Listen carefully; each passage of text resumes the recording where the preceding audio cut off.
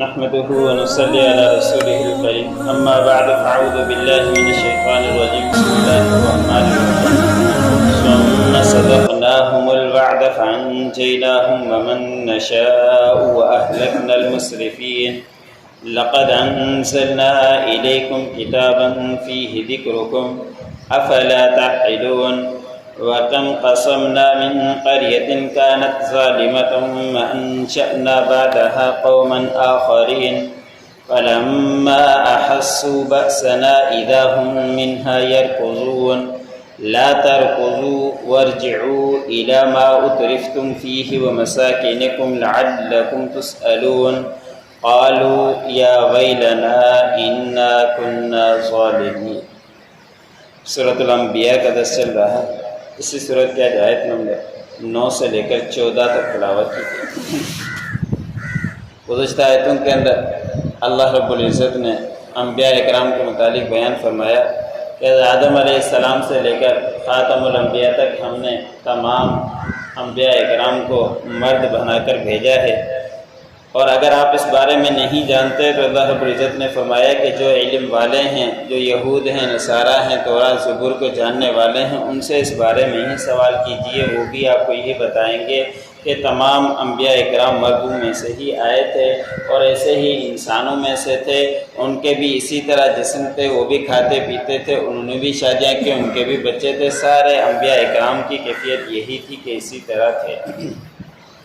پھر آج کے آیت میں اللہ رب العزت نے فرمایا کہ پھر ہم نے ان کے ساتھ وعدہ سچا کیا، پھر ہم نے ان کو نجات دی اور جس کو ہم نے چاہا ان کو بھی نجات دی، یعنی وقت کے انبیاء نے دعوت دی، سمجھایا لوگوں کو، اور جو سمجھ گئے تو ان کے لیے تو کامیابیاں ہو گئی، اور جو نہیں سمجھے ان کے لیے پھر وعدہ آ کر ہی رہا کہ راہ پر آ جاؤ، ورنہ ایسے نہ ہو کہ تم سارے تباہ ہو جاؤ اور تمہارے اوپر عذاب آ جائے۔ جنہوں نے نہیں مانا تو پھر اللہ رب العزت نے فرمایا کہ ان کے اوپر ہمارا وعدہ سچا ہوا اور آ گیا، ہم نے ان کو نجات دی، انبیاء اکرام کو بھی، اور جس کو ہم نے چاہا، جو انبیاء اکرام کے اوپر ایمان لے کر آئے، ان کو بھی ہم نے نجات دے دی، اور ان لوگوں کو ہلاک کر دیا جو حد سے تجاوز کرنے والے تھے، بات کو نہیں مانتے تھے، حد سے تجاوز کیا کرتے تھے، ان تمام کو ہم نے ہلاک کر دیا۔ اور یہ ہر نبی کے ساتھ یہی رہا ہے، جس نے وقت کے نبی کی بات کو مانا وہ دنیا کے اندر بھی کامیاب رہا، آخرت کے اندر بھی کامیاب رہا، اور جنہوں نے وقت کے نبی کو بات کو نہیں مانا تو پھر وہ دنیا کے اندر بھی خسارے میں رہا اور آخرت میں بھی خسارے میں رہے گا۔ مفسرین نے لکھا ہے کہ آپ صلی اللہ علیہ وسلم کے بعد کسی نبی نے نہیں آنا،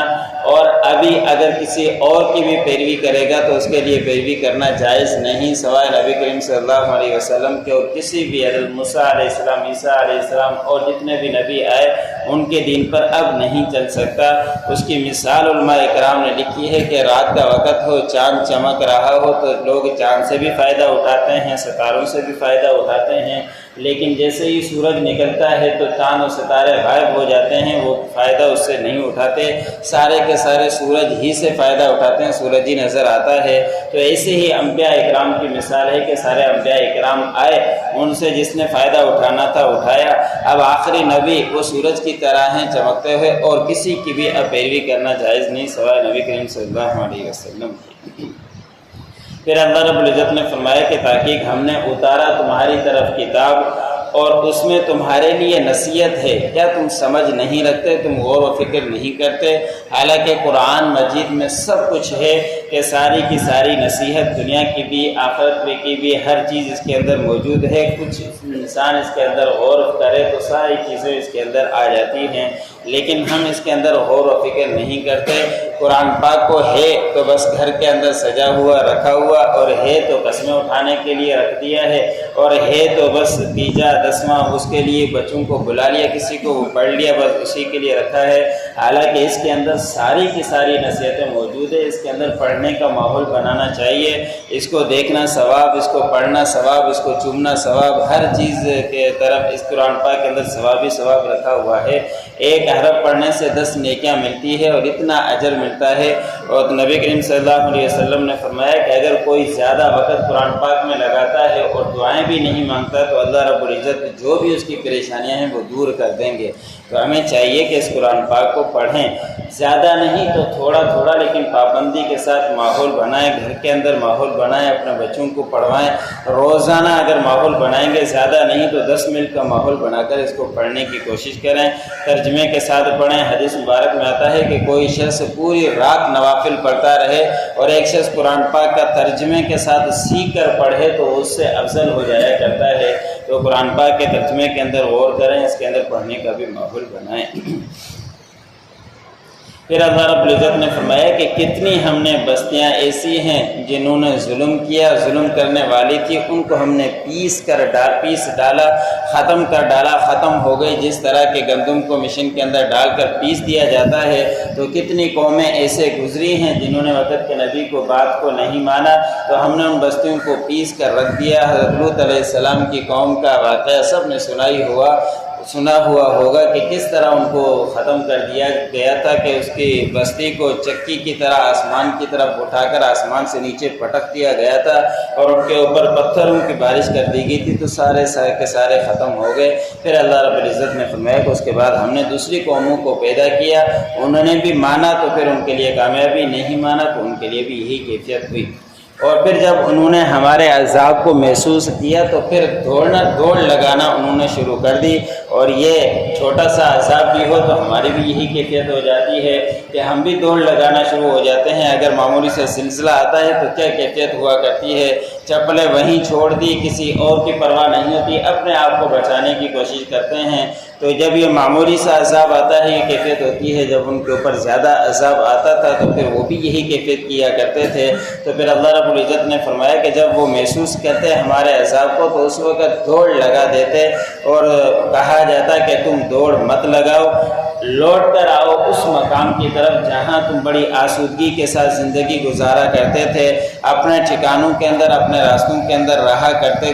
گزرتے تھے، رہتے تھے۔ اب تم واپس پلٹ کر آؤ تاکہ تم سے سوال کیا جائے کہ تم کس طرح کی زندگی گزارتے تھے اور کیوں وقت کے نبی کی بات کو نہیں مانا کرتے تھے۔ لیکن اس وقت ان کی یہ کیفیت ہوگی نہیں، اور اس وقت وہ یہ جواب دیں گے کہ ہائے افسوس، بے شک ہم ہی ظالم لوگ ہوتے۔ ثم صدقناہم الوعد فانجیناہم، پھر ہم نے ان سے سچا کیا وعدہ، پس ہم نے ان کو نجات دی۔ ومن نشاء، اور جس کو ہم نے چاہا ان کو بھی نجات دی۔ واہلکنا المسرفین، اور ہم نے ہلاک کیا حد سے تجاوز کرنے والوں کو۔ لقد انزلنا الیکم کتابا فیہ ذکرکم، تاکہ ہم نے اتارا تمہاری طرف کتاب، اس میں تمہارے لیے نصیحت ہے۔ افلا تعقلون، کیا تم سمجھ نہیں رکھتے؟ وَكَمْ قَصَمْنَا مِنْ قَرْيَةٍ، اور کتنی ہی بستیاں ہم نے ان کو پیس ڈالا، كَانَتْ ظَالِمَةً، اس بنا پر کہ وہ ظلم کرنے والی تھی۔ وَأَنشَأْنَا بَعْدَهَا قَوْمًا آخَرِينَ، اور اس کے بعد ہم نے پیدا کی دوسری قوم کو۔ فَلَمَّا أَحَسُّوا بَأْسَنَا، پس جب انہوں نے محسوس کیا ہمارے عذاب کو، إِذَا هُمْ مِنْهَا يَرْكُضُونَ، تو اس وقت وہ اچانک انہوں نے دوڑ لگانا شروع کر دی۔ لَا تَرْكُضُوا وَارْجِعُوا، تم مت دوڑو اور لوٹ کر آ جاؤ، إِلَىٰ مَا أُتْرِفْتُمْ فِيهِ، اس چیز کی طرف جہاں تم آسودگی کے ساتھ زندگی گزارا کرتے تھے۔ وَمَسَاكِنِكُمْ، اپنے ٹھکانوں کی طرف۔ لَعَلَّكُمْ تُسْأَلُونَ، شاید کہ تم سے سوال کیا جائے۔ قالوا یا ویلنا انا كنا ظالمین، وہ کہیں گے کہ ہائے افسوس، بے شک ہم ہی ظلم کرنے والے تھے۔